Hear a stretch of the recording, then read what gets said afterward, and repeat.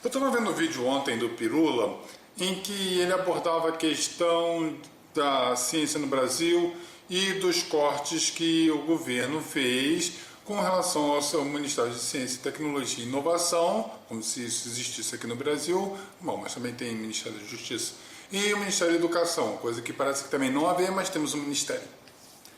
Bom, ele faz menção ao artigo do Atila sobre o porquê que nós temos esse problema de divulgação científica e que reflete nessa captação de recursos.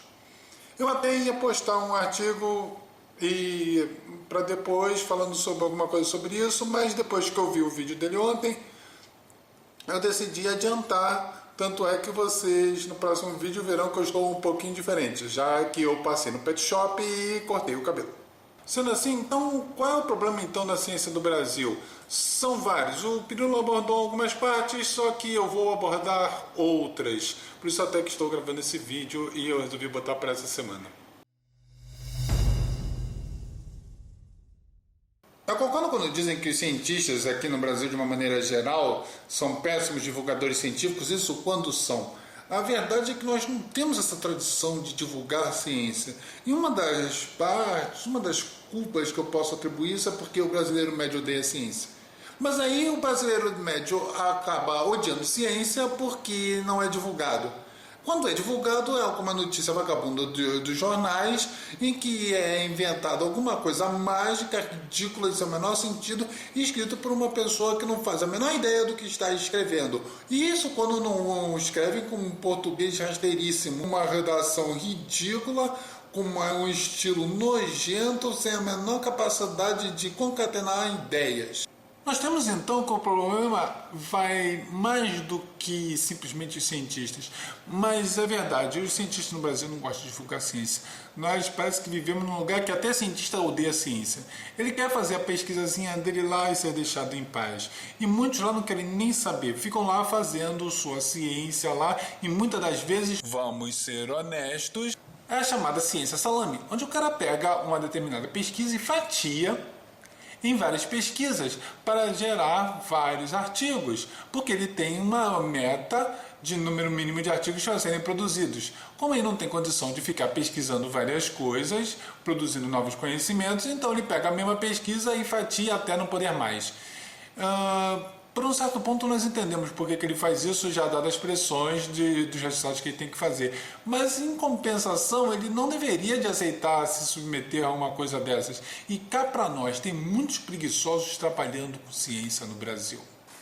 Eu sei, está ficando chato nisso, mas um exemplo clássico disso é esse lixo dessa fosfetanolamina. Uma maluquice que inventaram para justificar alguma pesquisa que não é pesquisa, onde nem foi saiu da fase 1 ainda. E não adianta me colocar videozinho de YouTube ou então postagem de bosta de Facebook. A mim, você não está dizendo nada. Mas hoje eu não vou tocar em assunto de fosfetanolamina. Vamos voltar então, qual é o problema da ciência no Brasil? Deveríamos ter um sistema de divulgação científica mais sério, e não esse lixo que nós temos aqui. Vamos ser honestos, se não fossem pessoas como o próprio Pirula, o Atila ou eu, não teríamos uma divulgação científica que preste. Eu vejo alguns até podcasts que, tipo, o cara parece que está escrevendo um paper, pelo amor de Deus, com uma linguagem rebuscada. Um público normal não vai ouvir aquilo, porque aquilo é muito chato. Essas publicações são horríveis. Leigo não vai ler Nature. A ciência hoje até é uma boa publicação, me divulga a ciência de uma maneira até fácil, acessível, mas é muito pouco. E quando nós vemos a notícia que sai no jornal, essas bobagens conspiracionistas, essas loucuras sem o menor sentido, e aí? E isso influencia muitas pessoas, principalmente o próprio pesquisador. Sua pesquisa não é divulgada, então por que alguém vai se interessar? O Pirula até tocou no assunto do financiamento particular. Bom, nos Estados Unidos é muito comum a coisa da doação. Aqui, se você coloca um botão de doação no seu próprio blog, você já é chamado de vendido, um desgraçado, querendo arrumar dinheiro à custa dos outros, sendo que você não é obrigado a doar. Iniciativas como o Patreon ajuda a produtores de conteúdo a continuar produzindo conteúdo, porque a gente tem que ficar gastando um tempo para ficar não só gravando, mas preparar a pauta e decidir o que vai falar, e depois, após a pós-gravação, o processo de edição, que demora tempo, depois tem que subir para o YouTube. Eu não gasto nem muito tempo fazendo isso. Meus vídeos não são tão caprichados quanto Nerdologia, por exemplo, porque eu não tenho uma equipe para me ajudar. Eu faço sozinho. Quando você trabalha sozinho, então fica bem mais difícil. Claro que isso não é desculpa, eu poderia tentar produzir algo de melhor qualidade para vocês. Mas eu vou aos poucos melhorando à medida até do retorno de vocês. Aceito até sugestões, caso vocês queiram. Se pra gente que simplesmente está gravando o vídeo para o YouTube já é complicado ter recursos e tempo hábil para fazer isso, imagine um pesquisador, onde suas verbas são cortadas na base do machado. Agora está se tornando moda o crowdfunding. O que é isso? O pesquisador, ele coloca nos sistemas como o Vaquinha, como o Kickstarter e outros exemplos de financiamento coletivo. Ele diz, pelo amor de Deus, contribuem com a minha pesquisa, melhorem a ciência no país. E aí o que as pessoas fazem? Elas contribuem. Isso nós vemos quando cientistas como a Suzanne Ercolano Rosel, que está pedindo pelo amor de Deus, porque ganhou uma verba de R$6.000. R$6.000. É quase o que você vai gastar no início do ano a matricular o seu filho num colégio. Você acha que é pouco? Você acha que é muito? É muito pra gente que tem que trabalhar dia após dia. Para um pesquisador, isso não é nada. Sabe por quê? Porque tem muitos reagentes que custam muito caro, porque são todos importados. Aí ele vem lá de fora, alguns frasquinhos, eu já trabalhei com frasquinho, tipo de menos de 100 ml, que custava R$1.000. Reagentes são muito caros, e com R$6.000 você vai fazer o quê? Não paga nem um estagiário, não paga nem um lanche do estagiário. E tipo, 6.000 não é 6.000 todo mês, tipo, tá aqui a verba, problema seu, se vira. Daí o que acontece? O cara tem que dar aula, como foi mesmo dito, o cara é pago para dar aula, não para fazer pesquisa. Ele tem que cuidar da sua família, ele tem que fazer a pesquisa, ele tem que fazer compras, sabe? Cientista também come. Ele tem que pagar as suas contas, ele tem que resolver seus problemas particulares e ainda tem que divulgar a ciência. Sério, isso é muito complicado. Fica difícil o cara fazer tudo sozinho. Então qual seria a solução, então? A solução é muito simples. Está nas próprias universidades. Se você olhar a universidade tipo de Duke, ou Harvard e outras, eles mesmos soltam press releases, artigos que são palatáveis para o povão. E isso é produzido por quem? Por gente que vai lá divulgar a ciência. Porque nós não temos os cursos de jornalismo. Por que o cara não pode se especializar então em jornalismo científico? Ir lá, simplesmente sair de uma sala, ir lá para outra, ir lá perguntar para o pesquisador lá o que diabos ele está fazendo. O cara provavelmente vai achar um saco, mas com um pouco de boa vontade e uma cartinha do chefe de departamento dele, ele vai se sentir estimulado para dizer do que ele está fazendo. E o jornalista, é bom que ele vai exercitar os seus conhecimentos e pode se especializar nisso. Produz um material bom que pode ser divulgado para as pessoas. O que isso traz? O que isso significa? Isso faz muita diferença se nós pegarmos o exemplo da NASA e do NOAA. Você já conhece a NASA? A NASA é a Agência Nacional de Administração Aeroespacial. O que ela cuida? Qualquer coisa que está acima da atmosfera é com a NASA. Voou é com a NASA. Está lá no espaço é com a NASA. Já o NOAA é a Agência Nacional de Oceanos e Atmosfera. Se está dentro do mar e é sobre a atmosfera para baixo, é de competência do NOAA. Coisa como climas, coisa como tempo, coisa como um temporal, um tufão, vindo um maremoto, isso é competência do NOAA. O que acontece com eles? Eles divulgam muita ciência, eles divulgam muito material. E por quê? Porque eles dependem de verba pública. E quem vota a verba pública? Os políticos. E por que o político vai dar verba para eles? Elas descobriram então que a melhor forma de conseguir as verbas é trazer a população para si. Porque se tem alguma coisa que o político adora é puxar o saco de eleitores, principalmente em época de eleição. Foi o caso da fosfetanolamina, por isso que está dando uma correriazinha agora. Quando você traz muito material e disponibiliza para as pessoas com animações incríveis, fantásticas e extraordinárias, você chama a atenção das pessoas para si. Todo mundo gosta do material da NASA. Agora, se formos olhar no canal do Observatório Nacional daqui do Brasil, nós vamos ver um bando de babacas sendo embrulhados em papel filme. O brasileiro médio já não tem muita pressa por ciência. Quando você não divulga, fica muito mais complicado. E ficam nessa de só depender de verba pública. Como eu falei, agora alguns cientistas estão clamando pela ajuda da população. Eu acho legal e ao mesmo tempo eu não acho. Porque, vamos ser honestos, eu já pago muitos impostos. Eu sou atropelado por um caminhão de impostos todos os meses. E imposto, como o Fernando Henrique disse uma vez, não tem como escapar, porque imposto é imposto. Você não tem como escapar dele. Ele é imposto, então você tem que pagar aquela porcaria. Mas o Estado não tem nenhuma obrigação de reverter esse dinheiro em seu benefício. O governo quer o dinheiro e ele vai tirar o dinheiro de você. Fim. Bom, o que isso significa? Significa que você fica de mãos atadas. Mas tudo bem, vamos ajudar. E o que alguém troca? Bom, o pessoal que estava ajudando a da Marcelo Liano estava fazendo a sequência genética lá do mexilhão dourado. E um dos prêmios por você ajudar seria seu nome batizar uma proteína encontrada no DNA do bicho. Pense que legal, é ser muito nerd ter uma proteína com seu nome. É algo bobo, mas é muito maneiro. Eu quero uma proteína com meu nome. Quem não gostaria? Tá bom, a maioria da população não quer, mas eu quero. Eu até contribuí por causa disso e até coloquei no meu blog e o link está aqui na descrição. Então, eu posso ajudar. Eu até acho legal quando as pessoas ajudem, mas eu vou ganhar alguma isenção disso? Tipo, eu estou fazendo o trabalho do governo. O governo poderia me dar uma isenção, sei lá, no imposto de renda. Eu estou fazendo o trabalho dele.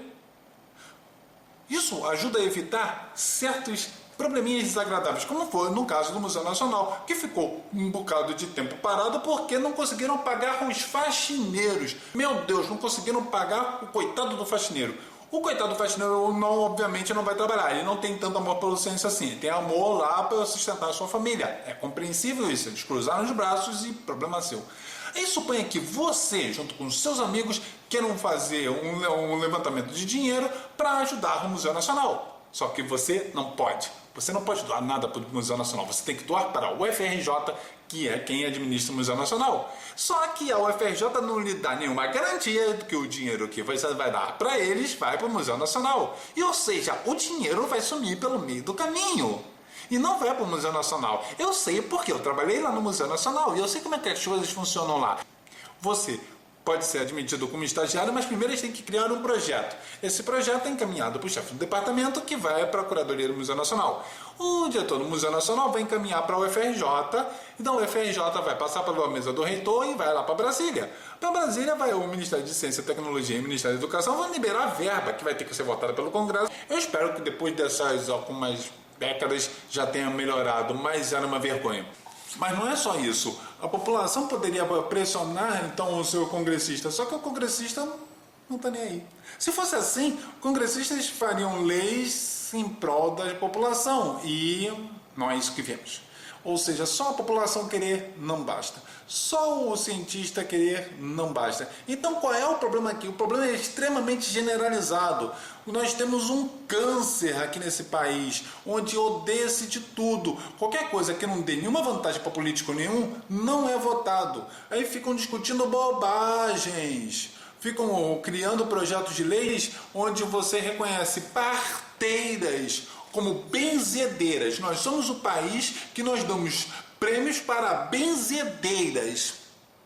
Benzedeiras, porque nós ainda estamos na droga da Idade Média. Quando você tem o SUS divulgando cartilha de parteiras, porque as pessoas parecem que todo mundo tem que ter o filho no meio do mato, nós vemos o quanto esse país está em ladeira abaixo em termos de pesquisa científica. Não dá a menor solução, onde muitos dos nossos problemas, e eu converso com muitos amigos meus que são médicos, dizem que muitos problemas de saúde seriam resolvidos simplesmente com o saneamento básico, o hábito de lavar as mãos. Nem lavar as mãos a população sabe. E ainda querem ficar discutindo porque o WhatsApp foi bloqueado. Eu acho que é muito coisa mais importante do que você ficar discutindo se o WhatsApp foi bloqueado ou não. Dane-se que o WhatsApp foi bloqueado. Tem 300 milhões de aplicativos iguais de comunicação instantânea. Mas não, o pessoal fica num estado de euforia tão imenso, numa crise de abstinência tão horrível, que ficam lá chorando as pitangas em todas as redes sociais. Exceto no WhatsApp. Quando foi que as pessoas se mobilizaram assim para reclamar e exigir providências do tipo não tem remédios ou condições de trabalho nos hospitais? Sério, eu ouço relatos que eu fico estarrecido. O médico vai lá, enche lá de mais médicos, mas esqueceram de mais medicamentos, mais equipamentos, mais tudo. Só encher um hospital de médico não adianta. E isso muitos com salários absolutamente atrasados, sem nenhuma condição de trabalho, e assim mesmo desgraçado vai lá. Desculpem, eu não tolero isso. Quando eu fui professor de rede pública e não tinha nenhuma condição de trabalho, eu ralei peito. Ainda mais aqui no Rio de Janeiro, que parece que eles vão parcelar a segunda parcela do 13º. Isso mesmo, vão parcelar a parcela em 5 vezes porque não tem dinheiro. Desculpe, eu não tenho esse nível de sacerdote, porque nem sacerdote trabalha por sacerdócio.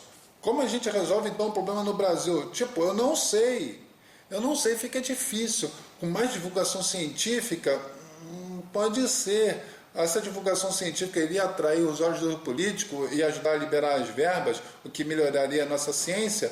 Não sei, talvez sim. Talvez se a bancada religiosa gostasse de ciência, ela também divulgasse, no instantinho ia aparecer verba, porque verba para ir para a igreja tem. Para comprar bíblias tem. Para ficar exigindo que se ensine esta bosta chamado criacionismo, tem. Não é incrível? Mas não, a bancada de religiosa, pelo contrário, se elas puderem acabar com os cursos de ciência nos colégios e até nas universidades, eles ficarão felizes da vida.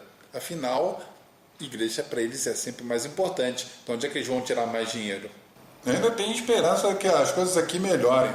Nós precisamos muito, nós precisamos de todos os tipos de cientistas, nós precisamos de produção de vacinas, de remédio e até a chamada pesquisa pura, a pesquisa que não necessariamente terá aplicação prática imediatamente. Isso eu vou explicar em outro vídeo oportunamente. Nós precisamos de gente trabalhando, gente provendo tecnologia. A Embraer é conhecida no mundo todo e a sua tecnologia aeronáutica é respeitada no mundo todo. Nós temos mentes capazes de produzir bons trabalhos, mas parece que nós simplesmente expulsamos essas pessoas daqui, nós simplesmente jogamos para fora. Assim não se produz ciência, assim não se produz nada, assim não se tem nem um país de verdade. Mas eu acho que nem esse é o objetivo. Então nós ficaremos chafurdando dependendo dos outros para ter as coisas, dependendo de toda uma tecnologia que vem lá de fora. Inclusive, o seu feijãozinho que você come vem da China. Quando nós temos um país que não consegue nem plantar uma coisa que nasce em algodão molhado, nós vemos que o problema aqui é seríssimo. Mas tudo bem. No ano que vem tem Olimpíadas. Em fevereiro tem Carnaval. E daqui a 3 anos terá outra Copa do Mundo. Quem vai se preocupar com isso? De repente eu, que estarei aqui postando vídeos, de repente vocês, que ainda perde longos minutos ouvindo este meu palavrório. Obrigado a todos vocês por causa desse tempo. Esse é André do seu ceticismo.net.